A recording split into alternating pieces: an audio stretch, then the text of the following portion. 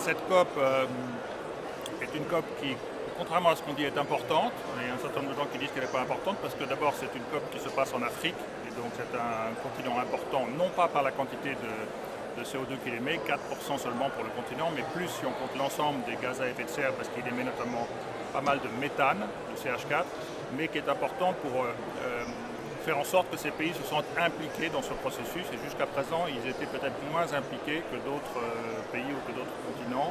Et c'est aussi important parce que c'est un continent qui va souffrir des effets du changement climatique. Et donc, ça permet de pousser le thème de l'adaptation au changement climatique plutôt que uniquement l'atténuation du changement climatique. Mon ouvrage qui s'intitule donc « Le climat qui cache la forêt »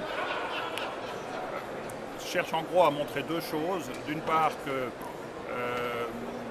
le thème du changement climatique a peu à peu occulté d'autres questions environnementales qui sont aussi importantes comme l'érosion de la biodiversité, la pollution de l'air et ses effets sur la santé, le problème de l'eau en quantité comme en qualité, etc.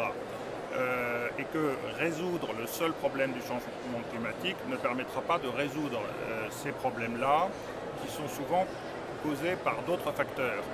On dit par exemple que le changement climatique est la cause de l'érosion de la biodiversité et de la disparition des forêts tropicales. C'est inexact. Quand on regarde les études scientifiques, il ne vient qu'en 7e ou 8e position. Et à l'inverse, la disparition des forêts tropicales est une cause du changement climatique puisque 20% des gaz à effet de serre viennent de la déforestation.